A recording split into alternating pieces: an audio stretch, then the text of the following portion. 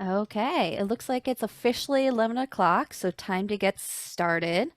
Again, welcome to day 2 of All Hands on Deck, the virtual Apra Maryland conference.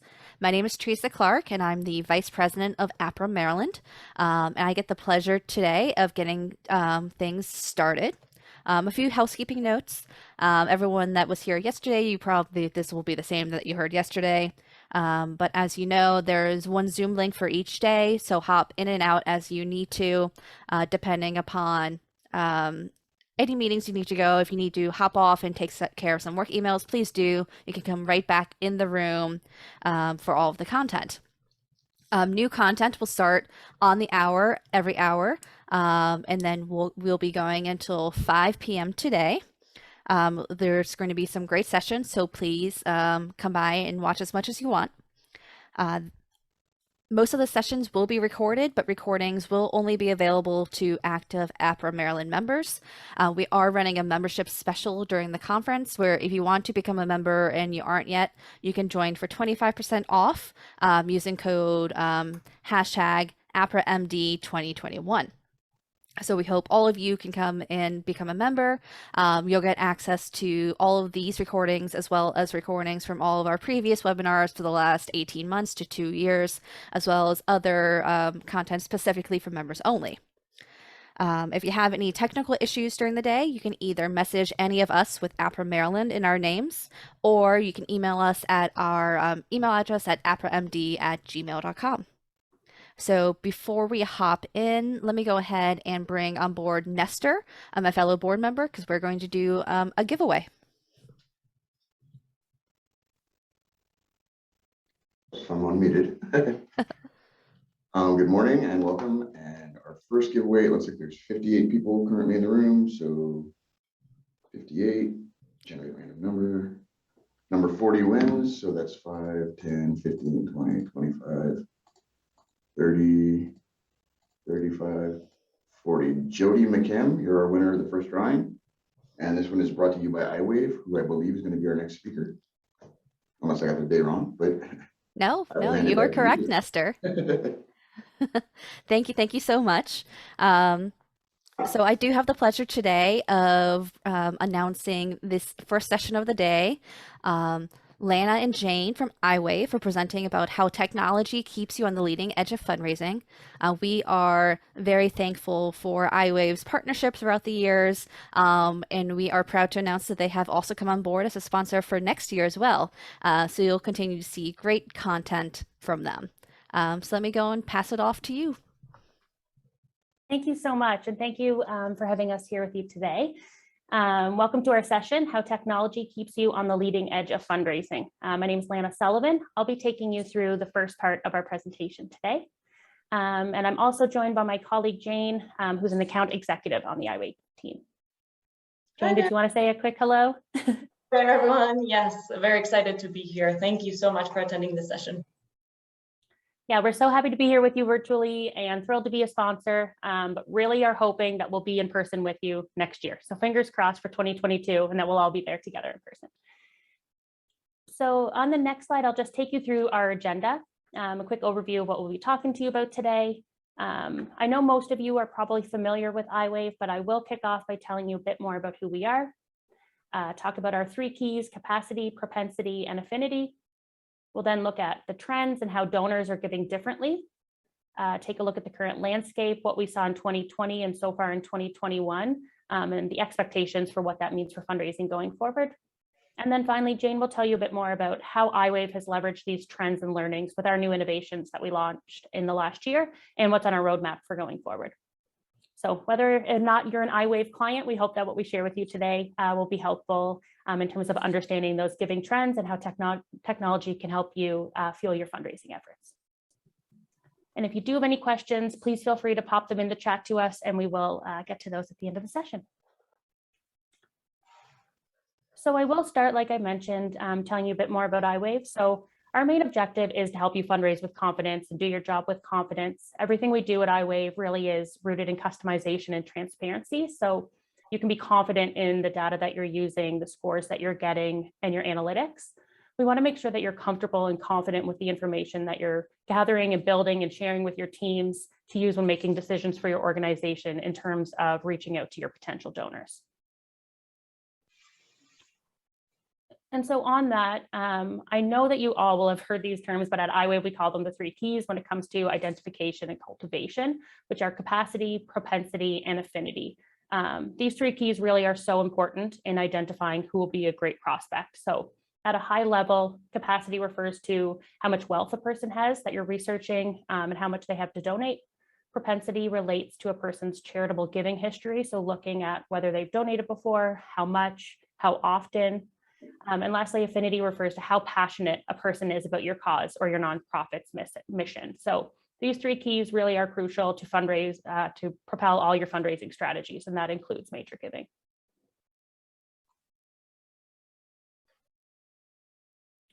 So 2020 and how that changed fundraising. When we look back at last year and what it was, I know there's a lot of us that are sick of talking about the pandemic, reading blogs and ebooks about it, and really wanting to focus on being optimistic about the future and that we're starting to feel like things are going back to normal and that we're rebounding out of it. But before we get to that, we do have to talk a little bit about 2020 and share some of those trends that we did see, because it is important to acknowledge that it truly did change the fundraising space and make a big impact on fundraising. So I'll share a bit about the Giving Institute and what they reported on the Giving USA report this year. We'll also share what we learned and how this has shaped and impacted the innovations that we came out with in 2021. And so, yes, with that said, on the giving trends, so I doubt this is the first time that you're seeing this, but it really was a great news for the industry. It was up to $471.4 billion in 2020, which was an all-time high. And if you look at the dotted line of current dollars, we saw a major surge in giving in 2020. And I know for us at iWave and in talking to our clients and industry professionals, there was a little bit of uncertainty before this report came out. So we were really thrilled to see that there was so much of an increase, given that it was such a challenging time and year for so many. But a lot of organizations and donors really did step up, and especially in the last part of last year, and we're hoping that's what we'll see for 2021, is that people really did step up and continue to donate. So it'll be interesting to see that impact this year as well. So if we take this one step further and look at the contributions by source, so the 3 main sources of individuals, foundation, and giving by bequest, they all increased last year. The only one that there was a decrease was corporations. But for corporate giving, I will say that is not something that we expect to see moving forward. It really was driven by the decline in the profits from those industries like leisure and travel and entertainment. But like I mentioned earlier, we're really starting to see people focusing on rebounding out and opening and operating again. So hopefully that's what we'll continue to see in 2021. Giving by individuals comprised of 69% of the total giving, so that was up.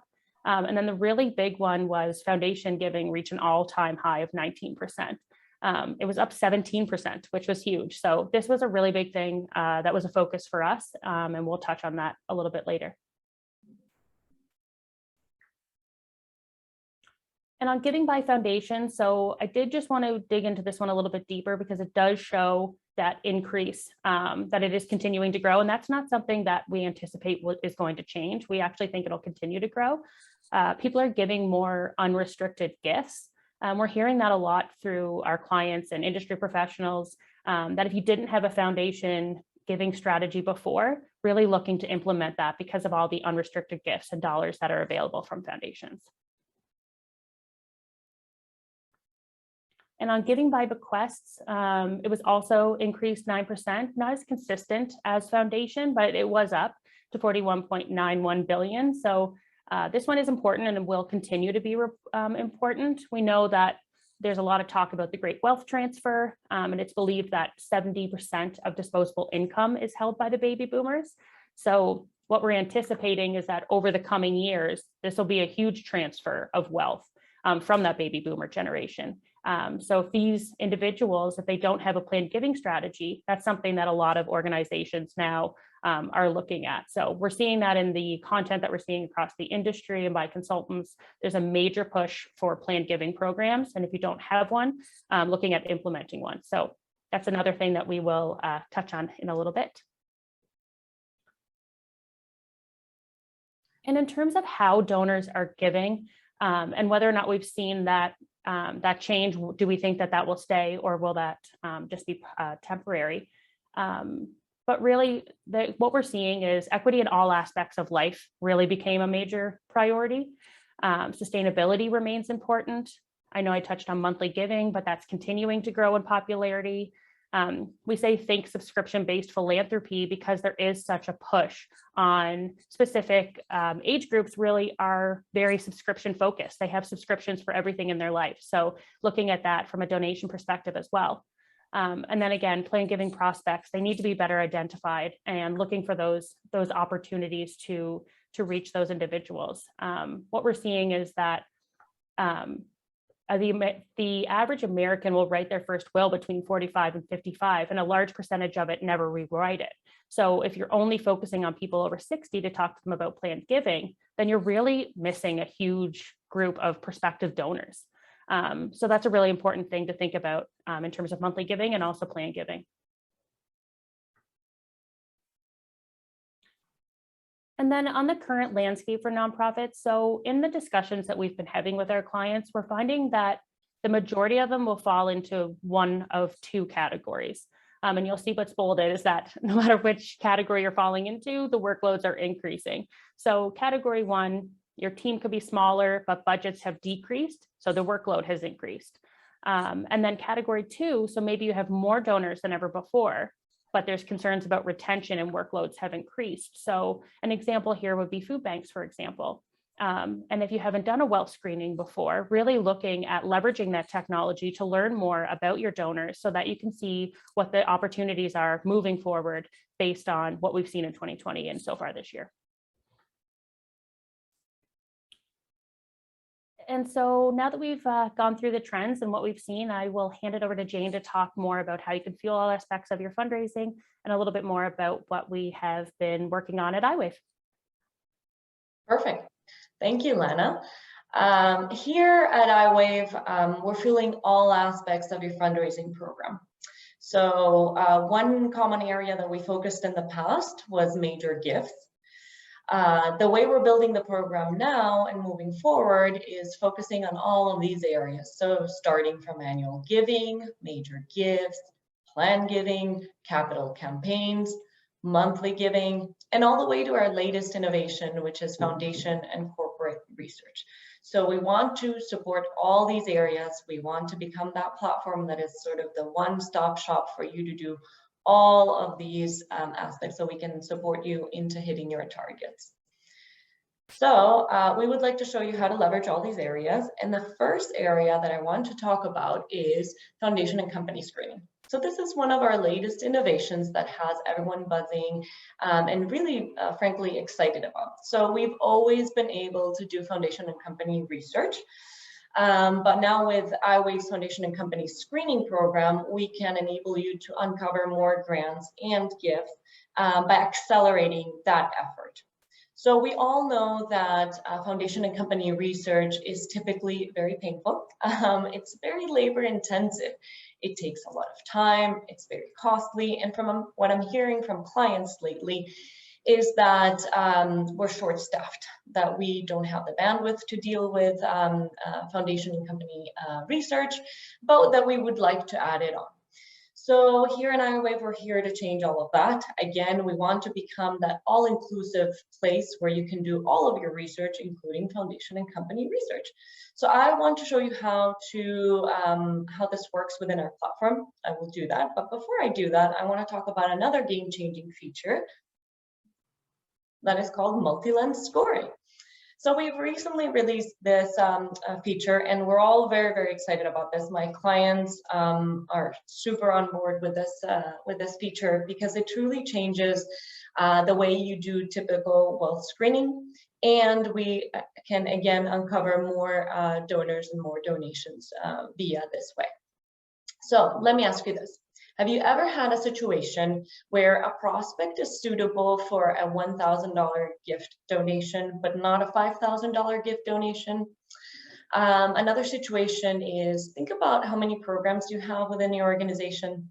Perhaps you're within education, perhaps you're a university, and you have an arts or healthcare program, have you ever wondered, well, perhaps an individual will be most likely to donate to our arts program rather than to our starting with the education messaging? So if you think of all those scenarios, and I'm sure you can find all that, the typical way to do this is to rescreen a donor, so particular donors, to go back into your primary settings, change all of those settings. So we want to change how this person would be viewed in X way, and then rescore them and rescreen them. Now this process is very tedious, takes a lot of time, takes a lot of effort, it's very costly, and sometimes we just don't have time, we just want to get to the point quickly. So we want to enable you to do that. So we still want you to uncover more donations via multi-lens by creating up to 5 different lenses or 5 different views of a single person. So that could be changing capacity ratings, changing the affinity of our organization. So perhaps we have, a religious affinity, but we're also another type of organization. So we want to play around with these settings to create up to 5 different views of a single person, so we can look at it in one screen and make a decision. This way, we're not discarding any data, and we're kind of optimizing our entire database. I want to show you how to do this next. But before I do, let's talk about some of our CRM programs that we're integrated with. So these are some of our CRM integrations, ranging from Salesforce and NXT. For a full list of our integrations, please go to our site or contact us. I'd be happy to talk to you about them. But these are just some of our partner CRMs. So now let's see iWave in action. Okay, let me go into our platform.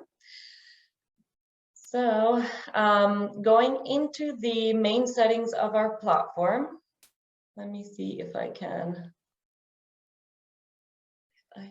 create this view a little bit better.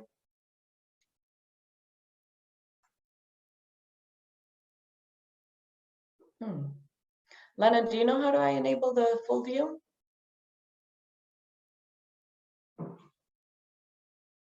No. Okay. I think so. If you just scroll, we should be able to. I can see the majority of the screen. Is that what you mean? Can you see the whole screen? Perfect. Okay. Yeah. Lovely. All right. So from our main login here at iWave platform, the first feature that I want to show you is our foundation and company screening.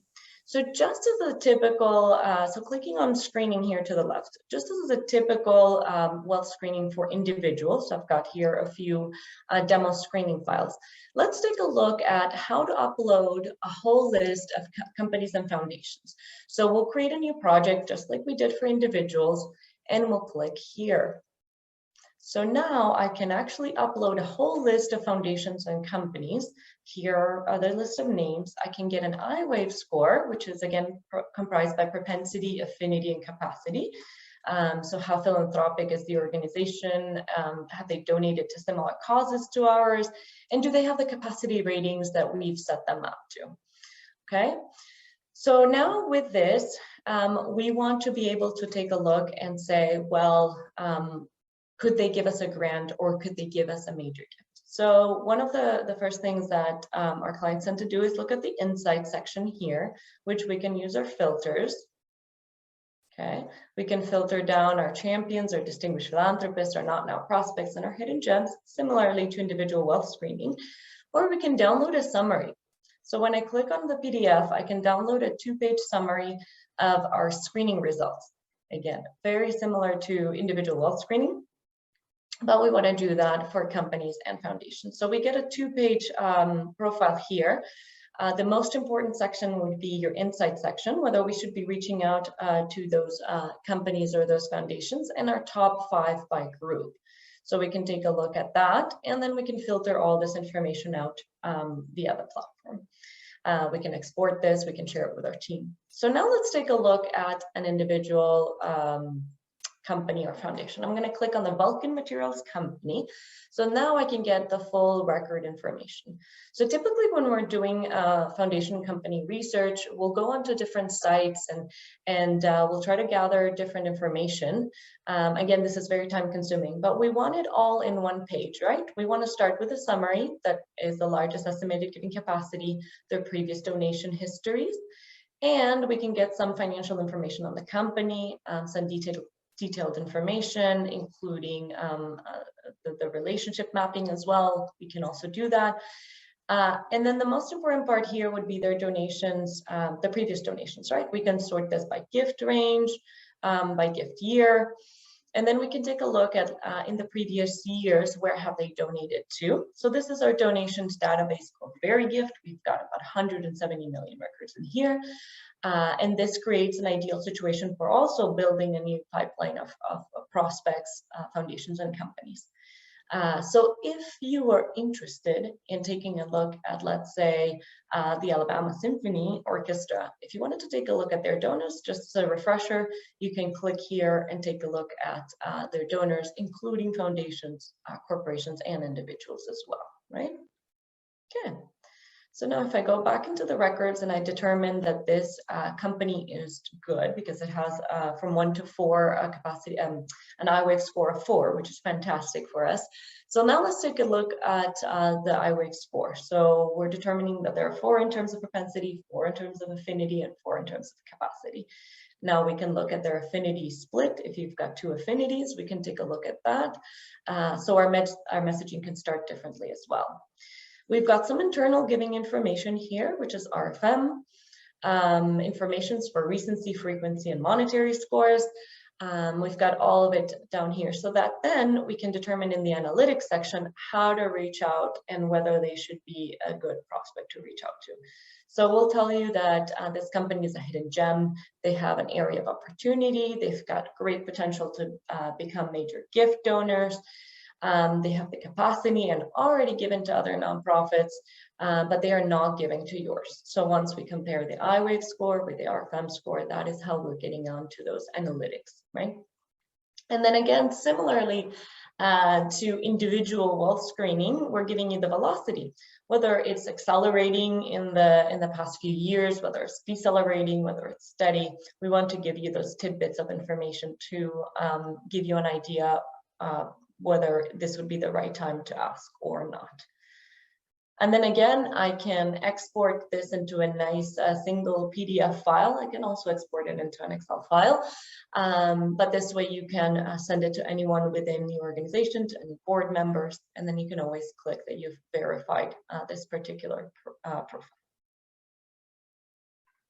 All right, so now let me take a look at multi-lens scoring. So now we've taken a look at foundation and company screening. Now I want to take a look at multi-lens scoring within individual wealth screening. So again, creating a new project. I have 23 constituents here that I ran this demo file. I'm going to click into it. And I've got my constituents to the left, my iWave score, again, that propensity, affinity, and capacity. I've got my RFM score, my internal giving data, and then some inside information, whether I should be reaching out to the person or not. Remember, you always have more filters and more additions to this list if I wanted to add any. Okay, I like to keep it pretty simple and view it the same way. Similarly to foundation company screening, we can download a summary. So now I've gone into my primary settings before running this file, and I've added my propensity, affinity, and capacity ratings, right? So if we're taking a look at Diane here, most of you would say, well, Diane isn't great because she's an iWave score of 2, so I'm going to discard her data. But what if I told you that there is a way to optimize this data by creating up to 5 different windows or views, as I like to call it, so that we can determine exactly when to ask for a gift, how much, and for which particular program within your organization, right? So all of these are very hard as I hear it. It's very difficult to determine, right? It creates donor fatigue. It creates us missing our targets. And we want to help you do that by optimizing what you have in your database, whether it's 5,000 constituents, 1,000, 100,000 constituents in here. So I've gone ahead into my primary settings and I've created 4 additional windows other than my primary settings. I've created a gala event, which I have raised my capacity ratings, and I have moved everything to be concentrated into capacity. I've created an annual appeal. I've lowered my capacity ratings, and I've changed this to environment to kind of be a different affinity. I've also created an art setting. So an art affinity to create it as my primary affinity as opposed to my secondary. And I've also added an education setting here. You can create any windows that you like. If you can think about your organization, what you fundraise for, what kind of programs, and also the fundraising events that you have throughout the year, whether it's a small ask, whether it's those $10 asks, $1,000 asks, 5,000 or 50,000. Those are very difficult to determine, and we want to help you out how to do that and how to optimize it in one page. So let's take a look. So if I click here and I click on all of my views, I can view them all at the same time. Let me scroll a little bit here to the left. Okay, so I've got my primary settings here, the ones that you would typically do your wealth screening with any other wealth screening platform as well. And then you've got other views here. So we're the only ones who have this capacity here to view multiple lenses. So I've created my gala, my annual appeal, my arts, and my education. So let's take a look at, because most people get to this page and say, well, that's a lot of information, Jane. How do I use this and how do I optimize it, as you mentioned? So let's take a look at, let's say, Deborah.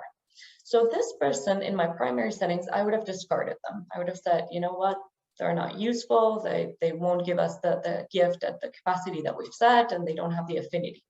But I've created a gala setting, and now there are 4. And then I've created an annual appeal, and they're actually a 3. So again, thinking about how to use them and when to use them, right? Like at which point in my fundraising year, I'm going to reach out to this person so that I can lower donor fatigue. This is a perfect way to do it.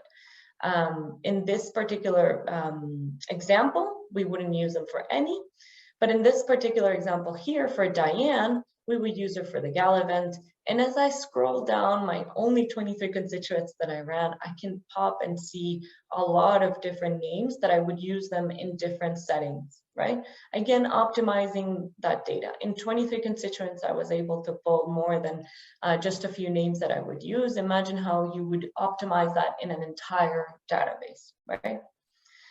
So now, again, taking a look at a particular view, if you wanted to take a look at multi-lens within a particular profile, I can do that. So I can click on Sylvia. And again, I can go into her record information. I can pull out everything that I need to. And then I can click on score, and I can see multi-lens here at the bottom. So I can look at it at an individual level, and I can look at it at a screening level, at a multiple profile level. So I can have it all here. And I also have it for my internal score as well, because we also want to view different lenses in different internal scores as well. Okay. While I'm on this page, I would love to talk to you about also our newest feature that has come on board, which is plan giving score. So we've always had plan giving information, but now we've created a more robust piece of information to give you an idea whether you should be reaching out to this person via a planned gift. So we've created our own algorithms in the back end, including previous donation history, including capacity, including age, and all of these formulas we've come together into one that is called a plan giving score. And we'll tell you if they're very likely or unlikely to give you a planned gift. So if you go into your analytics section here to give you just a bit more information, right? You can scroll down to plan giving, and we'll tell you that this person is an ideal plan giver. These individuals are excellent plan giving prospects, as indicated by both the iWave data and your internal giving data. You know, if they're not already in a plan giving campaign, we recommend you adding them. You know, and the way we want to do that is the plan giving score versus giving to you score, right? As always, having that giving velocity and that multi-lens feature down here. As well as a reminder, we can export this file into a single PDF profile. We can send it to somebody, share it, and then we can also verify this profile and share it with the team. Just kind of a reminder. Okay, so now with that, I hope you're all excited about foundation and company screening, multi-lens, and plan giving. So let me go back and present here. So as part of our Giving Tuesday promotion, so before we end and hop into questions, we would like you to take a look at this promotion. We're offering you complimentary access to iWave. It's a trial period. If you'd like more information on it, please don't hesitate to reach out to us. We would love to give you more information on this, give you full demo, and just kind of help you determine how we can help you fundraise and accelerate that giving program. Lana, if you have any other information that you'd like to add here. I'm just going to put the link directly in the chat. So yeah, absolutely. Check out that link. And if you're not yet an iWave client, we'd love the opportunity to help you maximize your efforts for Giving Tuesday. So we hope to hear from you through the promotion. Excellent.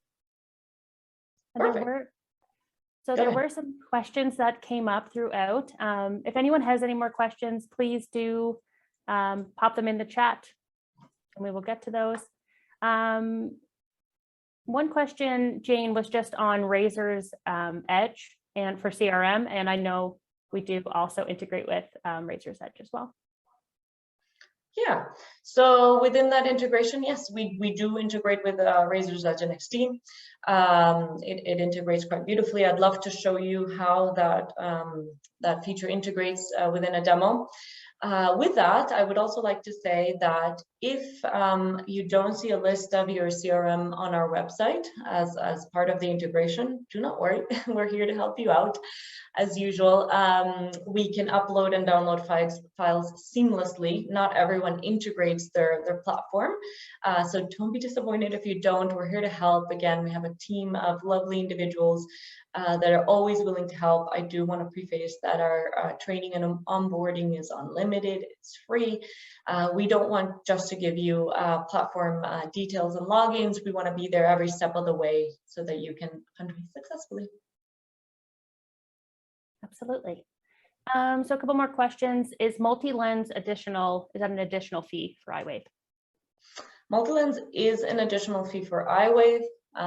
That is an add-on, and then you can make it part of your screenings so that think of it as if you needed to get to the same views up to 5 different ways, you would need to rescreen them.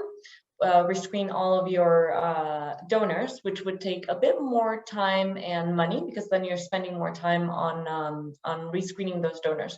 So with adding the multi-lens feature, we're actually saving you in the long run by not having to rescreen them, because all that window that I showed you is one screen for one person for up to 5 files.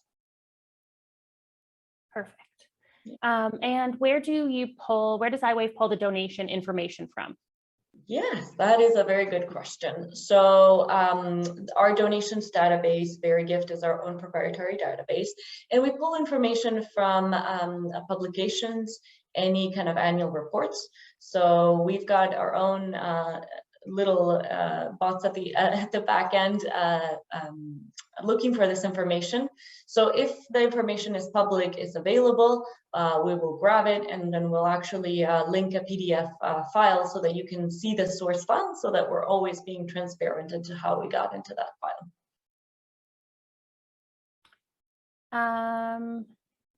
There's some questions around the costing of foundation and company screening.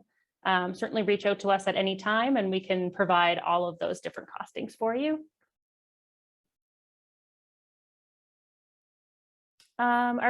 For company and foundation, are directors and lead employees included? Say that question again, Lana. Our company, foundation, directors and lead employees included in foundation and company? Yes, so they would be listed in there. If I'm getting the question right, would they be listed? Can we get that information? Yeah. Yes, so we are able to get that information for sure, yes. But if that wasn't your question, Connor, please let us know and we'll address it. Just looking through to see if we have any other questions. Joanne, I don't know if you see any that I've missed.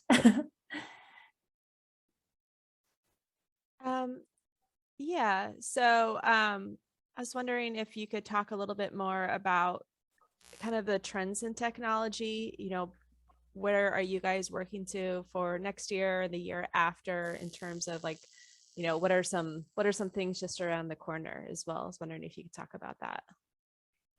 Yeah, for sure. I mean, we're always looking for enhancements, and we're always looking for additions into the platform. We always retrieve feedback from our current clients on how, where are areas that we're missing, where we would like to enhance. I think the way we're pulling information in and out of the platform is an area that we're always improving, enhancing our databases, just creating a more robust data that's always there. Keep up to date. We always sign up to our mailing lists, so we always send out our weekly news releases. We would love to keep you up to date on that, but there's always new releases coming. Any major ones we would have to hold off on. But yeah, no, we're very excited here at iWave. Honestly, we pride ourselves in that, particularly that we're always innovating, we're always adding to our technology, we're always investing and making it better and faster and more seamless for you guys. So that's always something that you can rely on with iWave. And Karen was wondering if you could clarify for the foundation giving data, do you pull that from their 990? Yes, that's how we're pulling that information from 990s or any other publications or anything, any public sources out there that we can pull from. That's how we're getting our information from. Okay. And if people want to learn more about, some of the technology resources, do you guys offer educational programs throughout the year as well? Within iWave, you mean? Mm-hmm. Does iWave present? Yeah. Yeah, so how our onboarding journey works is that once you sign up to the platform, we'll pair you up with a client success manager, and so they'll always be in touch with you on not only onboarding and training, but also keeping you up to date with the latest technology releases and training. So we always want to be there hand in hand with you guys. And we always have webinars running weekly on a weekly basis to show you our latest technology, our latest trends, our latest information, as Lana was discussing at the beginning of our presentation. Okay, great. Yeah, absolutely. And on the webinar piece, we do have all of our upcoming webinars are listed on our website, and all of our recordings are there as well. So if you ever miss one, you can always see them on demand on our website. And those are free for anyone to access? Yep. Absolutely. And you can sign up to also receive our emails with notifications of when webinars are happening as well. So we always encourage you to do that as well, so you don't miss any, especially when we're coming up with new launches. And then beyond the platform walkthrough, which was really cool to see how everything works, can you share any success stories you've had working with partners and feedback that you've gotten from them or anything on that note? Like maybe a specific partner that you had a good experience with. I know we've gotten some comments on here. Kristen Vitale said that she loves you all, and there was a few other comments earlier. But Hi, wondering Kristen. if you kind of, share other feedback that you might have gotten in regards to the successes that this platform has given. Yeah, I mean, specifically with our latest technology, it's just making it so much faster to uncover grants and gifts. I think that's one of the major feedbacks that we're always getting. I always often hear one of the major complaints is how understaffed all organizations are, right? How much we're counting every dollar that we have. And so one of the biggest pieces of success, starting with iWave being a revenue generating platform, which means that you're always going to offset the cost of the platform and you're going to increase your contributions. We are always hearing success stories on how they've been able to increase their yearly contributions by 2x, 5x, 10x. And then always, uncovering a new pipeline of leads as well. Remember, with the iWave platform, we can not only view your own database, but we can also expand that database of prospects. I've heard, in the last few years that, we've needed to expand. We really need to really expand our program because our database isn't enough. And so those are one of the success pieces that we find there, is that we're finding new individuals that are willing to donate thanks to our previous donations database and our donations database history, which is called Very Gift.